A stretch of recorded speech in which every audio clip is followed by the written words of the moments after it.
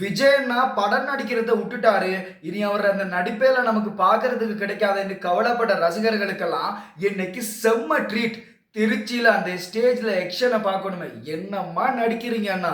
இந்த சட்டசபையில உம்மடி இருந்ததையும் மீடியாவை பார்த்துட்டு எதுவும் கதைக்காம போனதெல்லாம் பார்த்தப்போ எப்படி இருந்த மனுஷன் இப்ப எப்படி இருக்காருன்ற மாதிரி ரொம்ப கவலைப்பட்டோம்.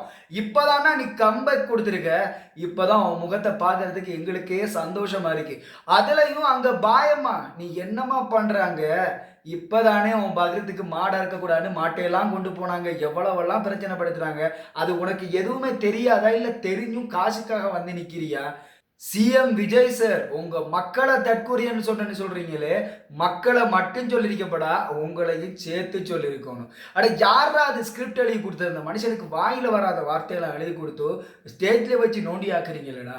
அதுல இன்னொரு விஷயம் என்னன்னா, அவர் எலெக்ஷன் ஸ்கிரிப்டையும் சேர்த்து எடுத்து வந்துட்டாரு போல இருக்கு. ஏன்னா எலெக்ஷன்ல பேசின அந்த சினிமா டயலாக் தான் இன்னும் பேசுறாரு. தூர சக்தி பாரசக்தின்னு சொல்லிட்டு.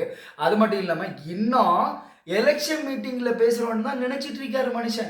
ஏன்னா எலெக்ஷன்ல தான் இன்னொரு கட்சியை குறை சொல்லிட்டு அது அது அவங்க செஞ்ச பிள்ளை அந்த பிள்ளை இந்த பிள்ளை எல்லாம் சொல்லுவாங்க. அதே இதைத்தான் இதுலயும் வந்து சொல்றாரு விஜயனா. இன்னும் நீங்க திமுக வெறுப்பு அரசியலை பண்ணணும்னு தான் ட்ரை பண்ணிட்டு இருக்கிறீங்க. அதையெல்லாம் ஒரு பக்கம் தூக்கி வச்சுட்டு சரி அவங்க தப்பு தான் பண்ணிட்டு போய்த்தாங்க. இப்ப அது மட்டும் இல்லாம நீங்க ஒண்ணுமே பண்ண முடியல. இப்ப ஆட்சிக்கு வந்து நீங்க சொன்னதெல்லாம் செய்ய முடியாம போச்சு. அதுக்கு ஒரு காரணம் எல்லா வழியும் அடைச்சு வச்சுட்டு போயிருக்காங்க. அதெல்லாம் துறந்து எடுக்கணும்னு சொல்லி துறந்தெடுக்க ஒரு 5 வருஷம் காணுமா? இல்ல இன்னும் 10 வருஷம் வேணுமோ தெரியல. அதை துறக்கிறது திமுக தீய சக்தியாவே இருந்துட்டு போகட்டும். இப்ப நீங்க சிஎம் உங்க கையில எல்லா அதிகாரமும் இருக்கு. அவங்க எல்லாரையும் அடிச்சு துரத்தி சரியான ஆட்சியை கொண்டு வாங்கல. அதுதானே உங்களோட வேலை. அதுக்கு தானே மக்கள் உங்களுக்கு அதிகாரத்தை தந்திருக்காங்க.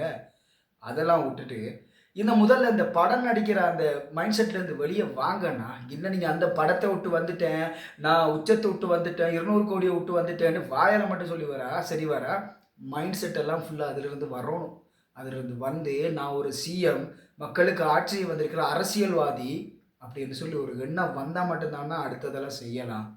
அப்படி வராத வரைக்கும் எப்படி உங்க எம்எல்ஏக்கள் இன்னும் ரீல்ஸ் போட்டுக்கிட்டு இன்னும் சினிமா டயலாக் பேசிக்கிட்டு திரிறாங்களோ அது மாதிரி தான். ஏன்னா தலைவன் எப்படியோ அப்படித்தானே அவங்களும் இருப்பாங்க.